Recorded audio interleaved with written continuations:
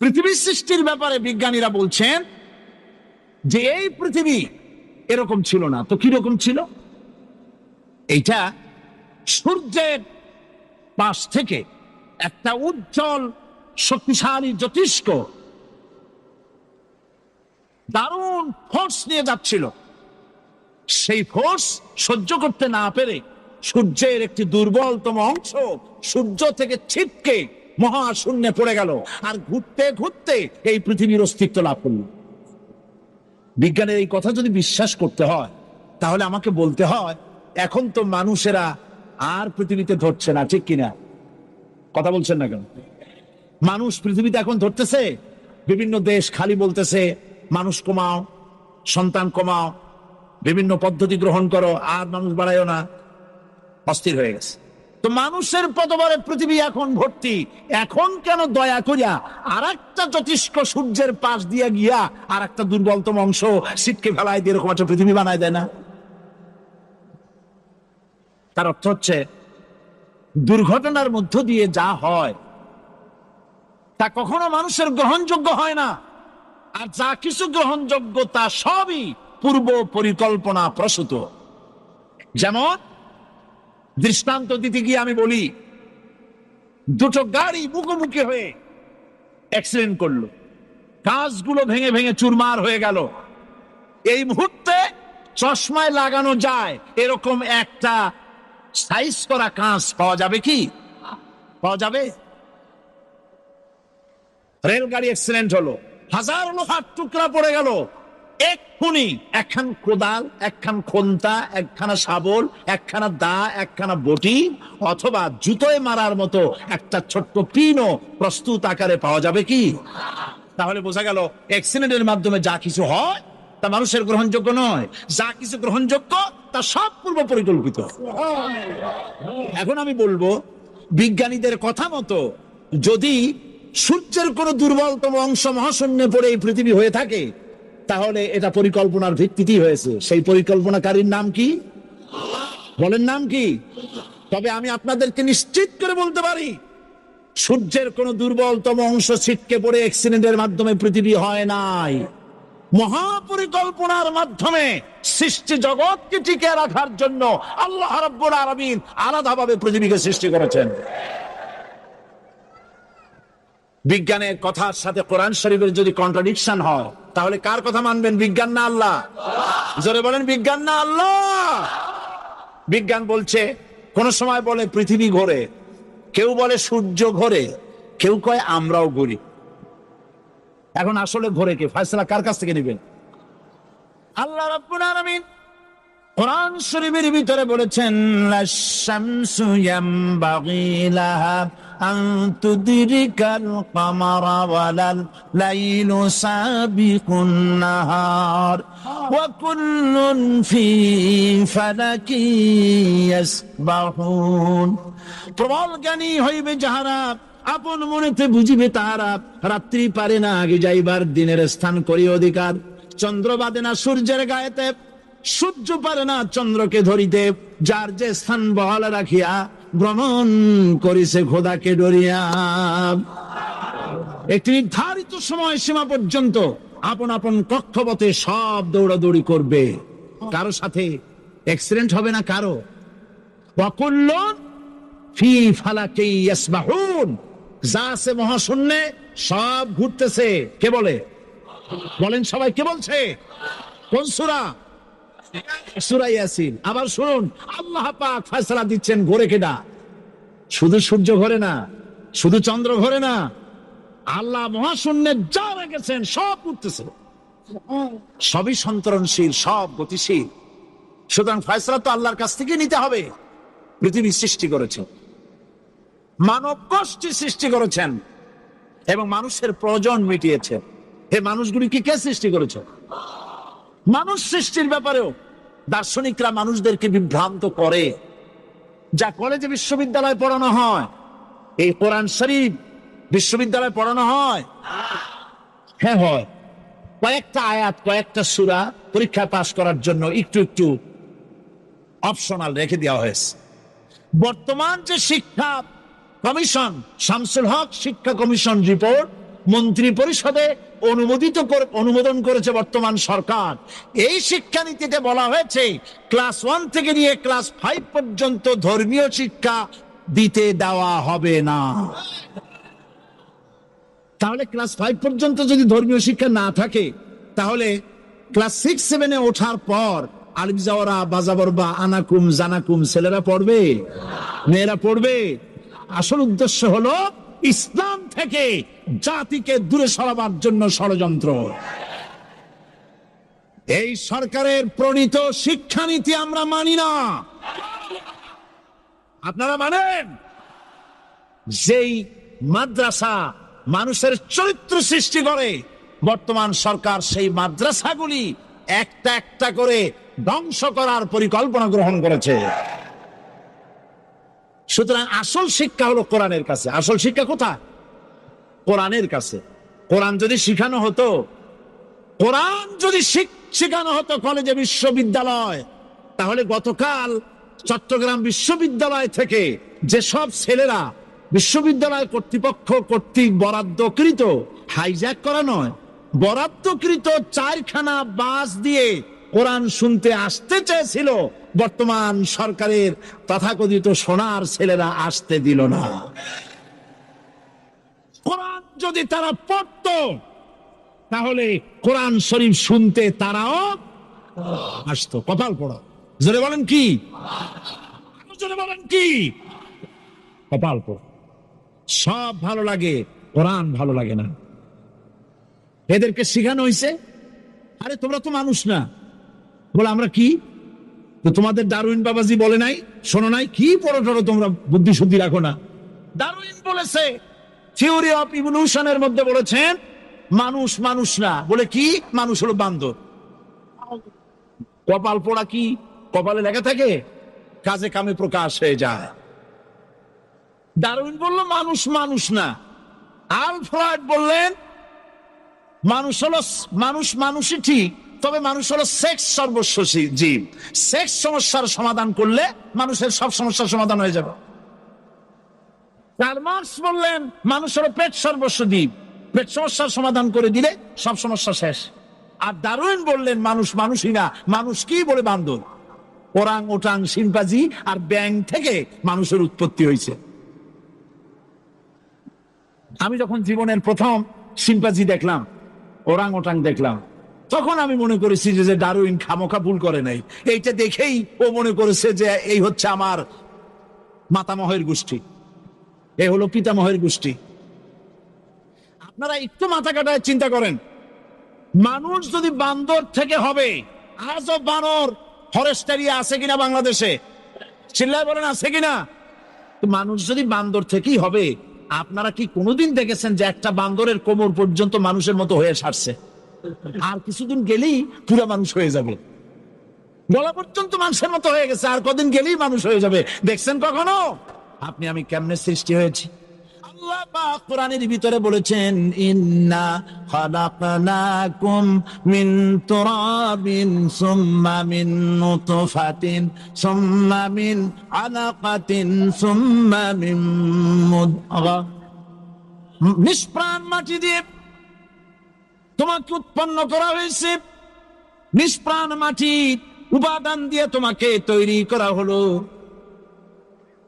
মায়ের পেটের ভিতরে এক ফোঁটা নাপাক পানি জমাট রক্তে পরিণত হয়ে গেল, জমাট রক্ত আস্তে করে গোস্ত পিণ্ড হলো, গোস্ত পিণ্ডকে সুন্দর করে সাজায়া হাড্ডি গুড্ডি বানায়া স্ট্রাকচার তৈরি করে তার উপরে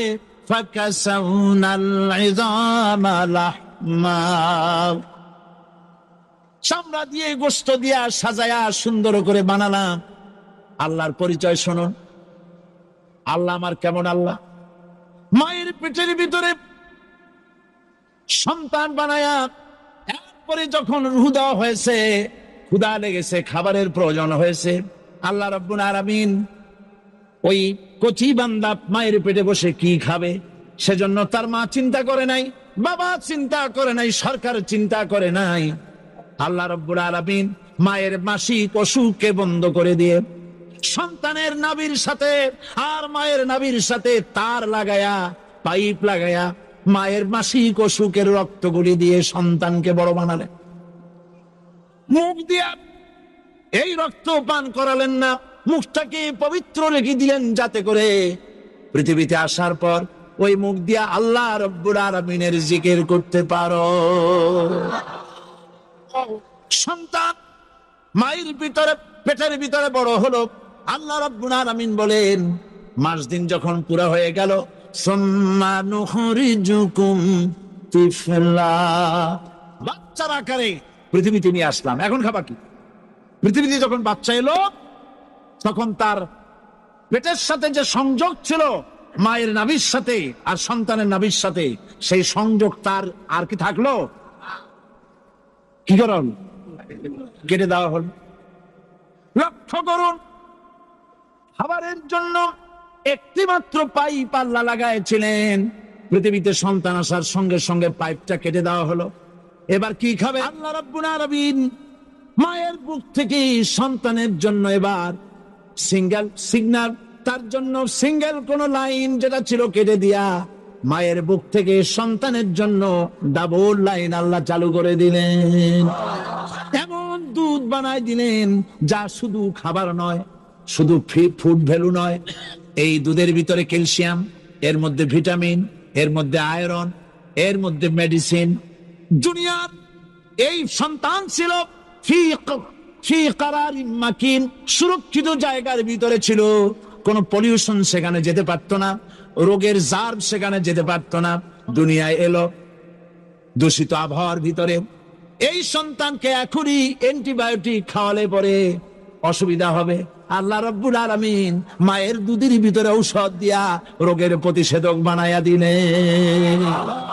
এ হলো আমার আল্লাহ। এ আমার কে? আল্লাহ। জোরে বলেন আল্লাহ। আল্লাহ, আল্লাহ রাব্বুল আলামিন মায়ের দুধ দিয়ে সন্তানকে বড় করলেন আর শোনায় দিলেন, খবরদার এই মায়ের সাথে, এই বাপের সাথে নাফরমানি করবি না।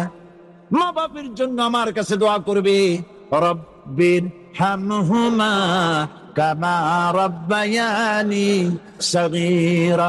সবাই পড়েন আমার সাথে, রব্বির হামহুমা কামা রাব্বায়ানি সগীরা।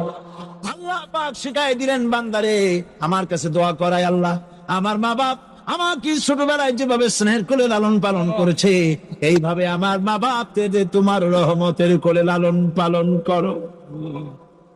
মনে থাকবে ভাইরা? বলেন মনে থাকবে? প্রত্যেক নামাজের পরে মা বাবার জন্য দোয়া করবেন, বেঁচে থাকুক আর মরে যাক, দোয়া করবেনই। মনে থাকবে? রব্বির হামহুমা কামা রাব্বায়ানি সগীরা। আমার পরে রব্বির হামহুমা কামা রাব্বায়ানি সগীরা।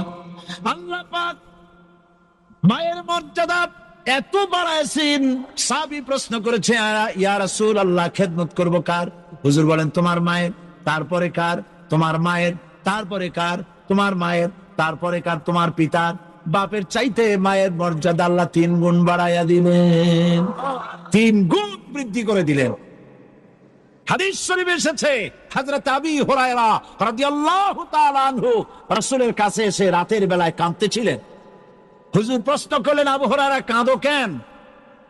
হযরত আবু হুরায়রা বলছেন, হুজুর মা আমাকে মেরেছে। তিনি প্রশ্ন করলেন, আচ্ছা মা তোমার মারলো কেন? তুমি কি কোনো বেয়াদবি করছো? তিনি বললেন না। তবে মারলো কেন?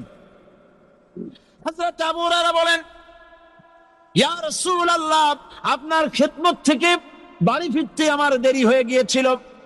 গভীর রাত্রে যখন বাড়ি গেছি, মা আমাকে প্রশ্ন করলেন, বাবা দেরি হলো কেন? কোথায় ছিলি? তাম পৃথিবীর মানুষ যেই কদম মোবারক চুমু দিতে পারলে ধন্য হয়ে যায়, সেই আখিরি জামানার পয়গম্বর নবী মুহাম্মদ রাসূলুল্লাহ সাল্লাল্লাহু আলাইহি সাল্লামের দরবার থেকে আসতে আমার দেরি হয়ে গেছে। ইয়া রাসূলুল্লাহ আমার মা আপনার নাম শুনে তার গা জ্বলে উঠলো। তিনি কাফের, মুশরিকা। আপনার নাম শুনে অগ্নি শর্মা হয়ে আমাকে ধরে পিটানো আরম্ভ করলেন আর বললেন, আবু হুরায়রা হয় মুহাম্মদ সাল্লাল্লাহু আলাইহি সাল্লামের বাড়ি ছাড়বি, নইলে আমার বাড়ি ছাড়বি, কি করবি বল। মার খেতে খেতে আমি বললাম, মা তোমার গায়ে যত শক্তি আছে আমারে মারো, তোমার বাড়ি শুদ্ধ তাম দুনিয়াটা ছেড়ে দিতে পারি, মুহাম্মদ রাসূলুল্লাহর কদম মোবারক ছেড়ে দিতে পারি না। হুজুর আমার মা গলা ধাক্কা মেরে আমাকে বের করে দিয়েছেন। হুজুর বলছেন, আবু হুরায়রা, মা তোমাকে মেরেছে আর আমার কাছে নালিশ করছো, আমি তোমার মায়ের কোনো বিচার করতে পারবো না। সুবহানাল্লাহ। এত বড় পাওয়ারফুল নবী, শানওয়ালা, ইজ্জতওয়ালি, বরকতওয়ালি, এত বড় নবী বলছেন মা মেরেছে, আমার করার কিচ্ছু নাই। সুবহানাল্লাহ। তোমার মা মুশরিকা হোক আর যাই হোক, তোমার মা। সুবহানাল্লাহ বলে। আমার বন্ধুগণ, হযরত আবু হুরায়রা বলেন, ইয়া রাসূলুল্লাহ, মায়ের বিরুদ্ধে কোনো অভিযোগ নিয়ে আমি আপনার কাছে আসি নাই। হুজুর বললেন, কেন আসছো বলো খুলে। আবু হুরায়রা বলেন, হুজুর আমি জানি আপনি আল্লাহর দরবারে যদি কোনো ব্যাপারে হাত তোলেন আল্লাহ মঞ্জুর করে ফেলেন। আপনি দয়া করে আমার মার জন্য দোয়া করেন, আল্লাহ যেন হেদায়েত দিয়ে দেন। আমার নবীজি দুখানে হাত উত্তোলন করলেন, বললেন, আল্লাহুম্মা ইহদি উম্মা আবি হুরায়রা, আমি দোয়া করতেছি আবু হুরায়রার মাকে হেদায়েত নসিব করো। হুজুর হাত তুলে মোনাজাত করছেন, আবু হুরায়রা দৌড় দিলেন বাড়ির দিকে। কয়েকজন সাহাবী হযরত আবু হুরায়রার জামা টেনে ধরেছে, এই ভদ্রলোক দৌড়ায় কেন? এত শান্ত মানুষ, কখনো গরম হয়ে কারোর সঙ্গে কথা বলে না, এই মানুষটা দৌড়ায় কেন? কোনো বিপদ হইল নাকি? জামা টেনে ধরে বলে, আবু হুরায়রা দৌড়াও কেন? হযরত আবু হুরায়রা বলেন, জামা ছেড়ে দাও, কোনো বিপদ আমার হয় নাই, আমি দৌড়াইয়া বাড়ি যাই দেখতে চাই। আমি দৌড়াইয়া আগে বাড়ি যেতে পারলাম না, আমার নবীর দোয়া আগে আমার বাড়ি চলে গেছে, আমি এটা দেখতে চাই। হযরত আবু হুরায়রা দৌড়াতে দৌড়াতে বাড়ি চলে গেছেন। দরজায় নক করলেন, ভেতর থেকে আওয়াজ এলো, কে? তিনি বললেন, আমি আবু হুরায়রা। মা, দরজা খুলে দাও, আমি তোমার সন্তান। মা বললেন, বাবা অপেক্ষা করো, দরজা খুলতেছি। হযরত আবু হুরায়রা বলেন, মায়ের গলার আওয়াজের ভেতরে কুফরি কর্কশতা পেলাম না, মায়ের গলার আওয়াজের ভেতরে তাওহীদের নরমিয়াত পেলাম। আমার কাছে মনে হলো আমি আবু হুরায়রা বাড়ি আসার আগে নবীজির দোয়া আল্লাহর আরশে পৌঁছে গেছে। আবু হুরায়রা বলছেন, মা আমার কিছুক্ষণ পরে ঘরের থেকে বেরিয়ে এসেছেন, আমি দেখলাম মায়ের শরীর ভিজা, মাথার চুল দিয়া পানি টপকাচ্ছে। মা আমার বললেন, বাবারে, তোমাকে মারার পর আমি নিদারুণ অনুশোচনায় পড়েছিলাম, মনে মনে ভাবলাম, আহারে আমার সন্তান আমি কেন মারলাম? সে তো কোনো খারাপ কাজ করে নাই, কোনো খারাপ জায়গায় যায় নাই, এত ভালো মানুষ, যার সম্পর্কে লোকেরা খামোখাই মিথ্যা কথা বলে, এই ভালো মানুষটার কাছে গেছে, সেজন্য আমি মারলাম কেন? বাবা গো, আমি আমার ভুল বুঝতে পেরেছি, জীবনের ভুলও ধরা পড়েছে, আমাকে জলদি করে নিয়ে চলো বিশ্ব নবীর দরবারে।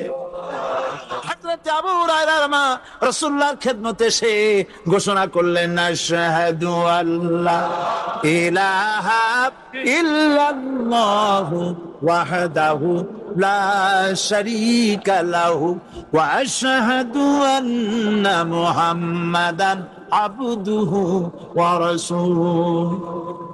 আমার ভাইরা, আল্লাহ রাব্বুল আলামিন মানুষ সৃষ্টি করে পৃথিবীতে পাঠায় দিলেন, খাবারের ইন্তজাম করলেন, এগুলি সব আল্লাহর পরিচয়।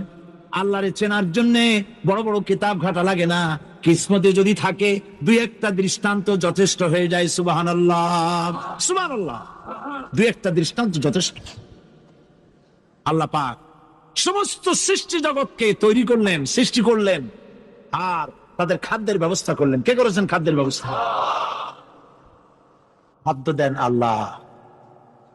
কিন্তু অহংকারী যারা, তারা বলে দেশের বাম্পার ফলনের জন্য সমস্ত কৃতিত্ব সরকারের। বলেন আস্তাগফিরুল্লাহ, বলেন নাউজুবিল্লাহ।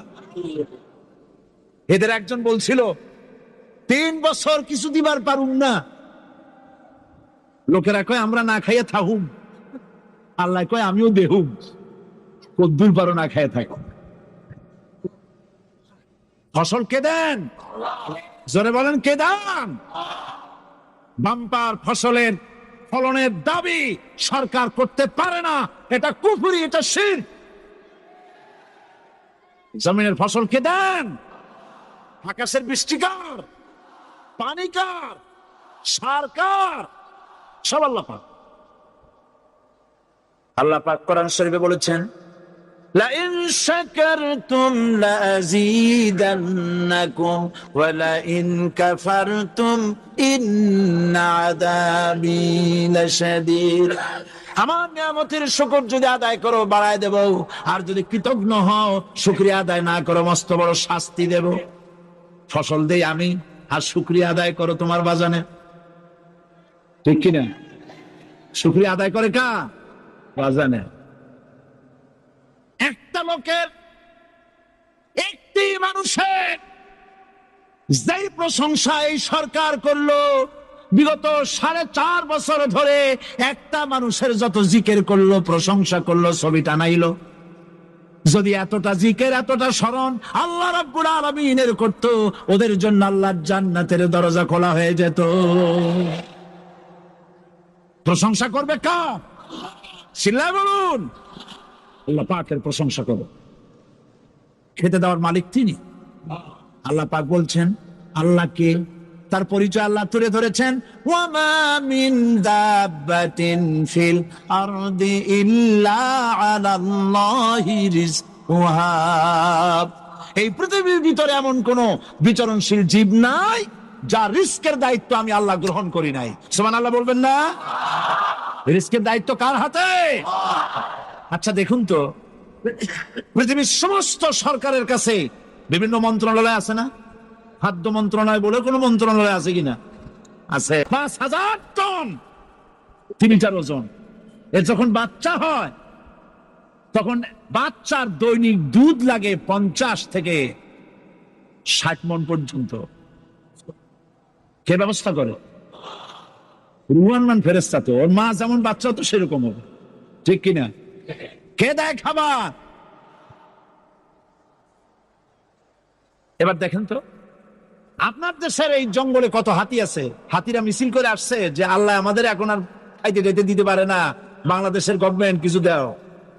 আসছে না, খাইয়া ক্ষুধার জ্বালায় হাতি মরেছে, বাঘ মরেছে, সিংহ মরেছে, এর কোন দৃষ্টান্ত আছে? ক্ষুধার জ্বালায় আকাশের উড়ন্ত পাখিরা ছটফট করে মারা গেছে, দৃষ্টান্ত আছে? নদীর মাছেরা ক্ষুধার জ্বালায় ভেসে উঠেছে, না খাইয়া মরে গেছে, দৃষ্টান্ত আছে? মহান আল্লাহ রাব্বুল আলামিন কোরআন শরীফের ভিতরে বলেছেন, অনেক প্রাণী এমন আছে যারা তাদের খাদ্যকে সঞ্চয় করে না, খাদ্যকে জমা করে না, আহরণ করে না। সকাল বেলায় একটা খাবার খেলো, দুপুরে কি খাবে তার জানা নাই। শকুন পৃথিবীর মাঝি থেকে 3 মাইল উপরে ওড়ে, তার চোখকে আল্লাহ পাক এত তীক্ষ্ণ বানিয়ে দিয়েছেন, এই চট্টগ্রামের কোথায় মরা গরু আছে 3 মাইল উপর দিয়ে দেখতে পায়। সুবহানাল্লাহ করতে ইচ্ছে করে না। এই প্রাণীগুলি খাবারগুলি কোন গভর্নমেন্ট জোগাড় করে রাখে নাই। আল্লাহ পাক বলেন সবার খাবার আমি দেই। সকাল বেলায় সমস্ত প্রাণীগুলি, মহাশূন্যে পাখি, পানির ভিতরে মৎস্যরাজি, জঙ্গলের ভিতরে হিংস্র প্রাণী, পোকামাকড় থেকে শুরু করে সবগুলো খালি পেটে সব বেরিয়ে যায়, কারো কোনো খাবারের মজুদ নাই। সন্ধ্যা হতে না হতে সমস্ত প্রাণীগুলির পেট ভরাইয়া আমি আবার যার যার ঘরে ফিরায় দেই। ওয়ামা মিন দাব্বাতিন ফিল আরদি ইল্লা আলাল্লাহি রিজকুহা। সমস্ত প্রাণী রিস্কের দায়িত্ব আমি আল্লাহর হাতে। কে দেয় রিজিক? জোরে বলুন, কে দেন? আল্লাহ পাক। কি খাবেন সব আল্লাহ জোগাড় করে দিয়েছেন। তরিতরকারি জোগাড় করেছেন, মাছ জোগাড় করেছেন, চাউল দিয়েছেন, খাবার দিয়েছেন, গোশত দিয়েছেন, সব দিয়ে দিয়েছেন। আল্লাহ রাব্বুল আলামিন সমস্ত জিনিস দিয়ে মানুষকে আল্লাহ পাক তার জন্য আল্লাহ সব করেছেন। খালাকা লাকুম মা ফিল আরদি জামিআ। এই পৃথিবীতে যা তৈরি করেছে সব তোমার জন্য।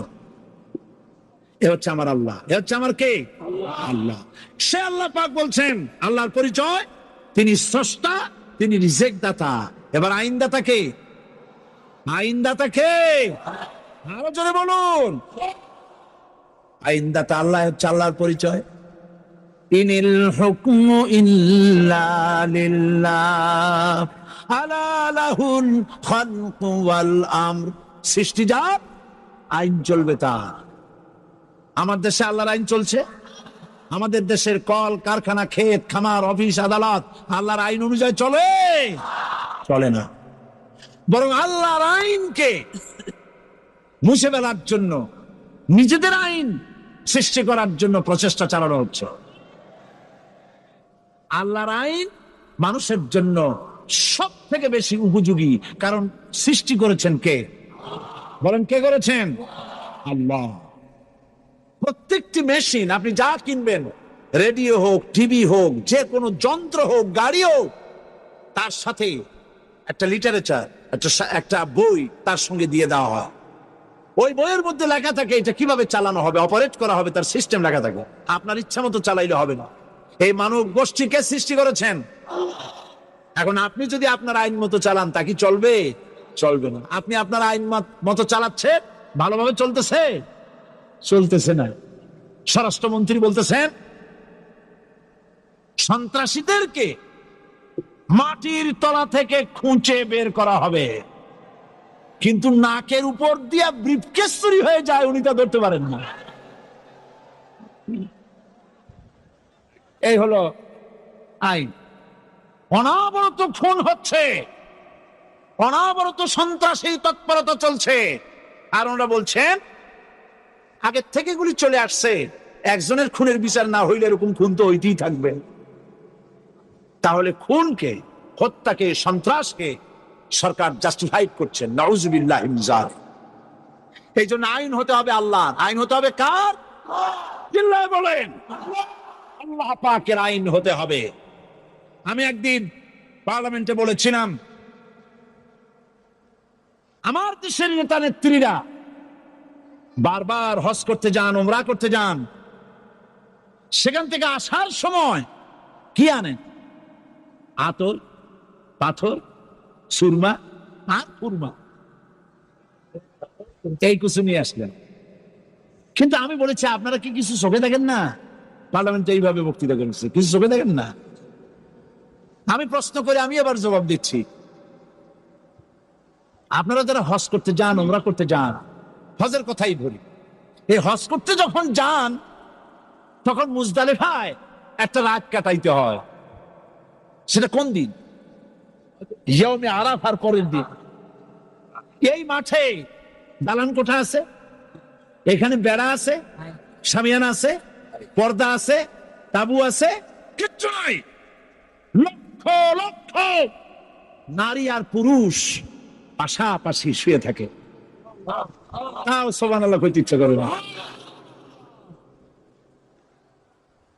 সারা রাত জনে জনে পুলিশ পাহারাদার নাই। কিরকম মেয়ে লোক, চাঁদের সৌন্দর্য হার মানায় দিতে পারে এরকম সুন্দরী। এরকম সুন্দরী নারী, সুদর্শন পুরুষ পাশাপাশি রাস্তার ধারে, মরুভূমির ভিতরে সারা রাত কাটাচ্ছে। ইয়াউমে আরাফার পরের রাতটা, একটা রাত পুরা। এভাবে চলতেছে বছরের পর বছর, শতাব্দীর পর শতাব্দী, সহস্রাব্দীর পরে সহস্রাব্দী। আমি প্রশ্ন করি, পৃথিবীর ইতিহাসে কেউ কি এমন কথা বলতে পেরেছে, লিখতে পেরেছে যে মুজদালিফার রাতে সেখান থেকে 10টা নারী হাইজ্যাক হয়েছে, 5টা নারী লাঞ্ছিত হয়েছে? বলতে পারবে? গভীর রাত্রে পুরুষ সঙ্গী ছাড়া সুন্দরী রমণী, যুবতী রমণী একাকিনী নিজের ঘর ছেড়ে আল্লাহর ঘরে তাওয়াফ করতে আসে। তাওয়াফ সেরে তাহাজ্জুদের নামাজ পড়ে আল্লাহর কাছে মোনাজাত করে একা একা হাজার হাজার লাখো পুরুষের ভিতর থেকে আপন ঘরে ফিরে যায়। কারো বাবার হিম্মত নাই একবার তাকায় সে তো রূপ উপভোগ করার জন্য আবার তাকায়, অথবা তার আঁচল ধরে টান মারে। আছে ইতিহাস, কথা কন না কেন? সুন্দরী একটা মাইয়া মক্কা, তাকে জানিয়ে দেওয়া হবে রেডিও টিভির মাধ্যমে জেনাকারের ব্যভিচারীর শাস্তি হবে। চতুর্দিকে হাজারো লোকেরা দাঁড়াবে, হাতে পাথর নিয়ে পাথর মেরে তাকে তার গোশত হাড্ডি বাতাসের সাথে উড়ায় দেবে। একজন মানুষ আর একজন মানুষকে খুন করলো, এই আসামি ধরা পড়ে গেল, কোরআনের শাস্তি হলো যখন ধরা পড়বে প্রমাণিত হবে যেমন ভাবে হত্যা করেছে পরেও হত্যা করো। এই দৃশ্য, এই আইন যদি বাংলাদেশে যদি এই আইন চালু হয়ে যেত, খুনের আসামি ধরা পড়েছে জেনার আসামি, প্রকাশ্য ময়দানে এলো, সাক্ষী প্রমাণে কোর্টে প্রমাণিত হলো সত্যি সে খুনি।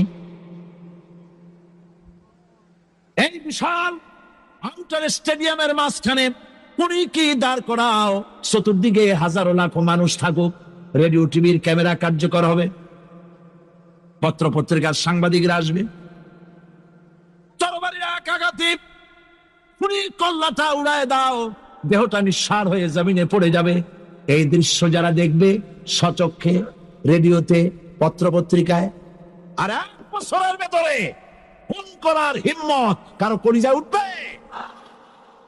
জেনাকারের পাথর মেরে উড়িয়ে দেওয়ার শাস্তি যদি চোখে কেউ দেখে, জেনা করার পুলক আর জাগবে? এটা নাম আল্লাহর আইন। এই আইন কার? এই আইন যতদিন পর্যন্ত বাংলার মানুষের, মুসলমানদের উপরে কার্যকরী না হচ্ছে, এই দেশে কার্যকরী না হবে, ততদিন পর্যন্ত হত্যা, ধর্ষণ, খুন বন্ধ হবে না। বন্ধ হবে। সুতরাং এই আইন হচ্ছে কার? আরো জোরে বলেন, আল্লাহ রাব্বুল আলামিন। মহান আল্লাহ রাব্বুল আলামিনের এই আইন অনুযায়ী যদি দেশ চলে, মানুষ শান্তি পাবে, চুরি বন্ধ হবে, ডাকাতি বন্ধ হবে, জেনা বন্ধ হবে, হত্যা ধর্ষণ বন্ধ হয়ে যাবে। নবীজি এমন একটি আইন চালু করে দিয়ে, কোরআনের বিধান চালু করে দিয়ে এমন একটা সমাজ চালু করেছিলেন, যেই সমাজ সম্পর্কে হুজুর নিজে বলেছেন, খায়রুল কুরুনে কারনি, সর্বশ্রেষ্ঠ যুগ হলো কার যুগ? আমার যুগ। সুবহানাল্লাহ বলেন। রাসূলের যুগ হলো সর্বশ্রেষ্ঠ যুগ। সেই কোরআন, সেই হাদিস আজও আছে না নাই? বলেন জোরে, আজও আছে না নাই? সেই কোরআন এবং সুন্নাহ দিয়ে দেশ শাসন হোক, এটা কি আমরা চাই? কারা কারা চাই? দু হাত উঁচু করে দেখান।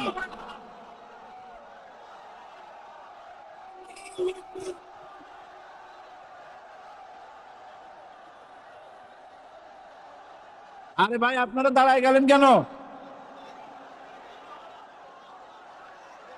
বসেন বসেন। আমি তো একটা স্লোগান দিতে বললাম। হাত দেখতে চাইছি আমি, মাথা দেখতে চাই নাই। এই সুযোগে কোমরটা সোজা করে নিলেন। আচ্ছা বসেন, আর মহব্বতের সাথে জিকির করেন, লা ইলাহা ইল্লাল্লাহ, লা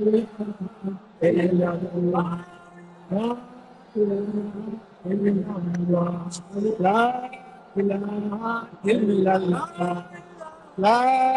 ইলাহা ইল্লাল্লাহ, লা ইলাহা ইল্লাল্লাহ।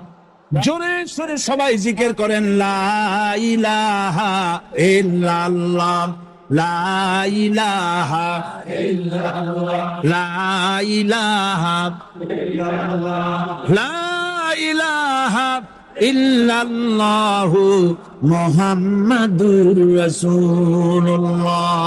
বসুন, আমরা মুনাজাত করব। আল্লাহ রাব্বুল আলামিন আয়াতুল কুরসির ভিতরে আল্লাহর সার্বভৌমত্বের কথা বলেছেন। আল্লাহু লা ইলাহা ইল্লা হুয়াল হাইয়ুল কাইয়্যুম। পড়েন আমার সাথে সবাই, আল্লাহু লা ইলাহা ইল্লা হুয়াল হাইয়ুল কাইয়্যুম। আল্লাহ হচ্ছেন যিনি ছাড়া কোনো ইলাহ নাই, তিনি শাশ্বত চিরঞ্জীব। সুবহানাল্লাহি বিহামদিহি। আগামীকাল এর বাকি অংশ আমি আপনাদের সামনে আলোচনা করব ইনশাআল্লাহ। জোরে বলেন ইনশাআল্লাহ। দাঁড়ানো ভাইরা বসেন। আপনাদের পাশে যারা দাঁড়িয়েছেন অনুরোধ করে বসায় দেন। বলেন যে আর 5টা মিনিট বসেন, আল্লাহর রাস্তায় হাইটেন না। হ্যাঁ বলেন, বলেন আপনারা যে আল্লাহর রাস্তায় হাইটেন না, বসেন, সবাই বসেন। এত বড় মাহফিলের মুনাজাত, সুবহানাল্লাহ বলেন। চট্টগ্রামের ইতিহাসের শ্রেষ্ঠ মাহফিল, চিল্লায় বলেন সুবহানাল্লাহ। গোটা বিশ্বের কোরআনের শ্রেষ্ঠ মাহফিল, বলেন সুবহানাল্লাহ। যারা বলেন আলহামদুলিল্লাহ। আগামীকাল এ মাহফিলের আখেরি মুনাজাত হবে ইনশাআল্লাহ, বলেন ইনশাআল্লাহ। আমি আন্তরিকভাবে দুঃখিত, প্রতি বছর আমার মা বোনদের জন্য, চট্টগ্রামবাসী আমার মা বোনদের জন্য আলাদাভাবে তাদের প্রশ্নের উত্তর দেই এবং তাদের সামনে কোরআন হাদিসের কথা আলাদাভাবে বলি। এবছর দিন কম হয়ে গেল বলে মহিলারা, মা বোনেরা বঞ্চিত হয়ে গেলেন।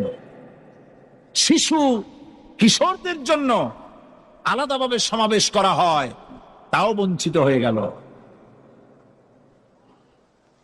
এই বিশাল তাফসীরুল কোরআন মাহফিলের বরকত থেকে চিটাগংবাসীকে যারা বঞ্চিত করলো, আল্লাহ তাদের হেদায়েত নসিব করে দিয়ে। যদি হৃদয় থাকে, যদি হৃদয় বলে কিছু থাকে, বিবেক বলে যদি কিছু থাকে, আর শরীর যদি মুসলমানের পিওর রক্ত থাকে, তাহলে বাড়ি বসে অনুশোচনা করা উচিত, চোখের পানি ফেলানো উচিত ওই সব লোকের যারা এই বরকতপূর্ণ মাহফিলকে বাধা দিয়েছে। আর যাদের কলজার মধ্যে আল্লাহ মোহর মেরে দিয়েছে, এগুলোর তো হেদায়েত হবে না। যাদেরকে আল্লাহ পাক তৈরি করেছেন জাহান্নামের জন্য, ওদের কাছে মাহফিল অসহ্য, সহ্যই হবে না। নাউজুবিল্লাহ বলেন। চট্টগ্রামবাসীর জন্য তাফসীরুল কোরআন মাহফিল নিয়ামত। এই নিয়ামত কিয়ামত পর্যন্ত আল্লাহ টিকায় রাখুন, বলি আমিন। আগামীকালের আখেরি মোনাজাতে সমস্ত মুসলমান চতুর্দিক থেকে আল্লাহ পাকের নারা লাগাতে লাগাতে আসবেন। কোরআন শরীফের তাফসীর শুনে ইসলামের প্রতি আকৃষ্ট হয়ে 8 জন অমুসলিম ভাই ইসলাম কবুল করার জন্য এসেছে।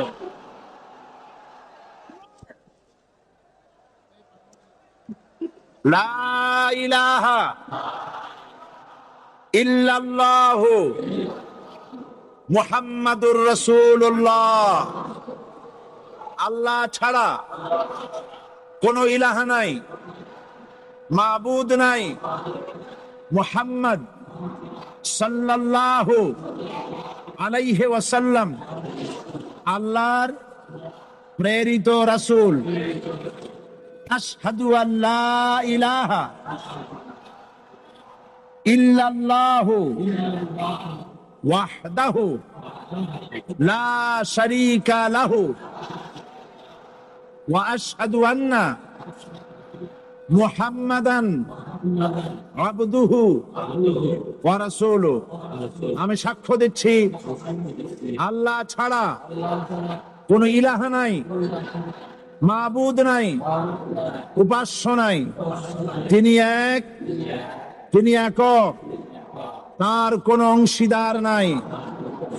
আমি আরো সাক্ষ্য দিচ্ছি মুহাম্মদ সাল্লাল্লাহু আলাইহি ওয়াসাল্লাম আল্লাহর বান্দা এবং তার প্রেরিত রাসূল। সকলকে বলো আসসালামু আলাইকুম। আপনারা সবাই জবাব দেন। আজ গতকালের 7, আজকের 9। আলহামদুলিল্লাহ, আমাদের এই ভাইরা এখন নিষ্পাপ, বেগুনাহ। আমাদের এই নবাগত ইসলামে দীক্ষিত নিষ্পাপ মুসলমানদের সাথে আমি আপনাদের পক্ষ থেকে আলিঙ্গন করছি। প্রিয় ভাই সব,